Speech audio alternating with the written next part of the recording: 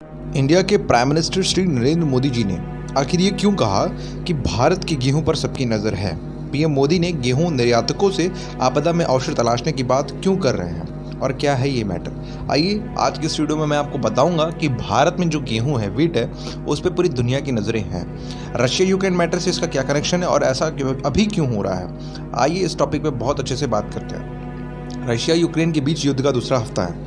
America और दूसरे यूरोपीय देशों की तरफ से लगाए गए प्रतिबंधों के बीच तेल और प्राकृतिक नेचुरल गैसेस की कीमतें आसमान छू रही हैं। भारत सरकार भी अपने तेल और गैस का बिल कम करने के लिए अलग अलग प्रयासों में जुटी हुई है, जिससे हमारी पब्लिक्स पे, हमारे देश की जनता पर ज़्यादा असर ना पड़े।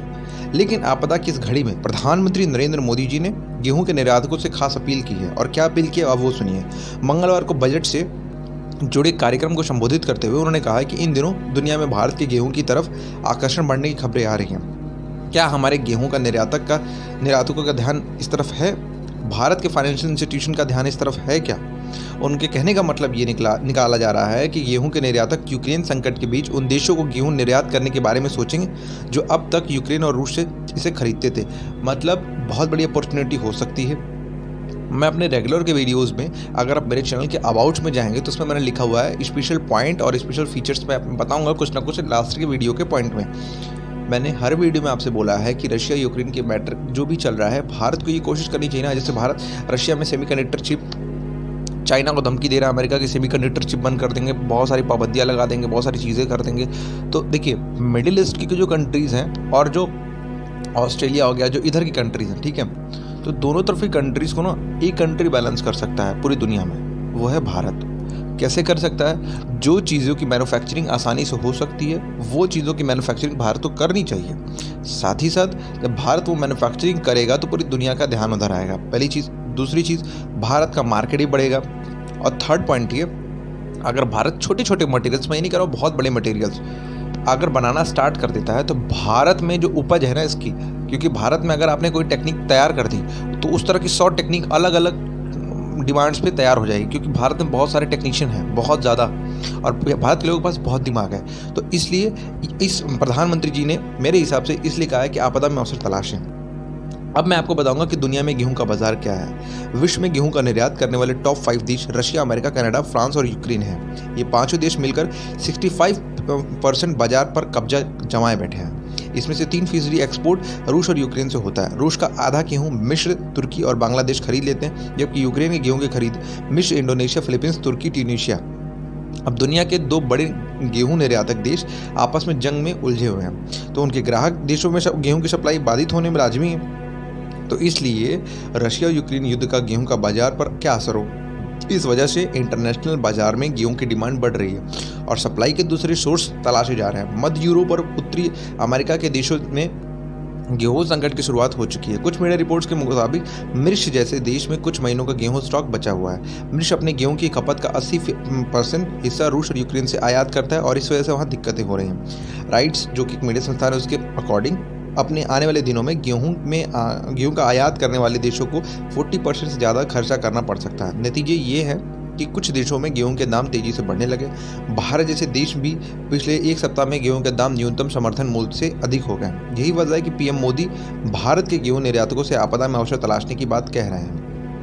भारत में पैदावार अधिक है पर निर्यात नहीं, तो ये बहुत अच्छा मौका है, एक्सपोर्ट हम कर सकते हैं। दुनिया में गेहूं के पैदावार में चीन और पहले पायदान पर है, भारत नंबर 2 पर है, लेकिन निर्यात में दुनिया के टॉप देशों में अमेरिका, रूस, यूक्रेन के साथ भारत शुमार नहीं है। इसका एटलीस्ट रीज़न क्या है? आलोक सिन्हा 2006 से 2008 तक FDI, जो फूड कॉरपोरेशन ऑफ इंडिया है, FCCI के चेयरमैन रहे हैं। BBC से बात करते हुए उन्होंने कहते हैं, ये आर्टिकल BBC का है, उस BBC की न्यूज़ चैनल से बात करते हुए कहते हैं कि भारत में सालाना 400 से 450 लाख टन गेहूं की पैदावार होती है। कुल पैदावार का 100 से 150 लाख टन खुले बाजार में बिक जाता है और कुछ निजी इस्तेमाल में लग जाता है। बाकी तकरीबन 300 लाख टन गेहूं FCCI खरीद लेती है। FCCI इसमें 220 से 230 टन का इस्तेमाल करती है, अलग अलग स्कीम के तहत करती है।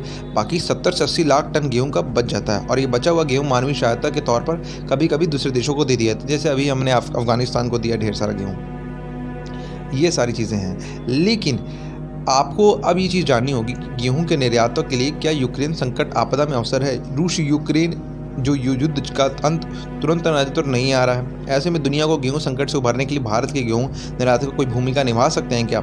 इस सवाल के जवाब में आलोक सिन्हा 2014 का किस्सा सुनाते हैं। और साल 2014 में रूस ने जब क्रीमिया पर हमला किया था, तब यूरोपीय संघ के देशों ने रूस को डेयरी उत्पाद देना बंद कर दिया था। उस समय अमूल ने रूस में एक नया बाजार तलाशा और उसका साल का टर्नओवर काफ़ी बढ़ गया। उस लिहाज से देखें तो भारत के गेहूं के एक्सपोर्टर दूसरे देशों में गेहूं के बेचने का विकल्प तलाश रहे हैं। अगर ये चीज़ हो जाती है तो बहुत ज़्यादा अच्छी रहेगी, हमारा इस तरह व्यापार भी बढ़ जाएगा, इसी तरह हमारा एक्सपोर्ट भी हो जाएगा। भाई देखिए, हम दुनिया में सबसे ज़्यादा उसको पैदावार होती है हमारे यहाँ, ठीक है। दुनिया में हम दूसरे नंबर पे आते हैं, फर्स्ट नंबर पे चाइना रहता है। तो चाइना का भी एक्सपोर्ट कम है और भारत का भी एक्सपोर्ट कम है। तो चाइना का तो लोग डर के माल खरीदते हैं कि चाइना का माल चल गया तो शाम तक नहीं चला, तो ये वाला सिस्टम है। तो चाइना को लोग थोड़ा संशय की नज़र देखते हैं। बट भारत का जो गेहूँ है ना, भारत का जो वीट है, अफगानिस्तान सोचिए, अफगानिस्तान में जो तालिबान बैठे हुए हैं उन्होंने तारीफ़ कर दी।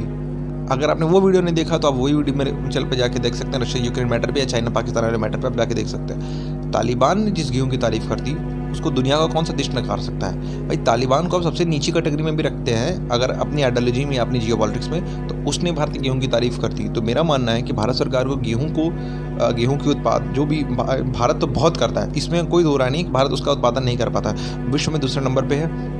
एक्सपोर्ट हमें तेजी से करना चाहिए और रशिया यूक्रेन से जो भी कनेक्टिविटी देश हैं, मैं कह रहा हूँ रशिया से नहीं, लेकिन हाँ यूक्रेन से जो भी कनेक्टिविटी देश हैं जो उनके कांटेक्ट में हैं, उनसे बात करनी चाहिए और हमें अपना एक्सपोर्ट बढ़ाना चाहिए, क्योंकि यही मौका है कि हमारी जो मार्केट है वो ज़्यादा से ज़्यादा देशों तक पहुँच सकती है और हर माध्यम से हम पहुँचा सकते हैं। गेहूँ को हम हर माध्यम से पहुँचा सकते हैं। तो ये है मेरा प्लान और ये है मेरी ओपिनियन। इस वीडियो पर आपका क्या मानना है हमें कमेंट करके ज़रूर बताइएगा। Thank you so much for watching.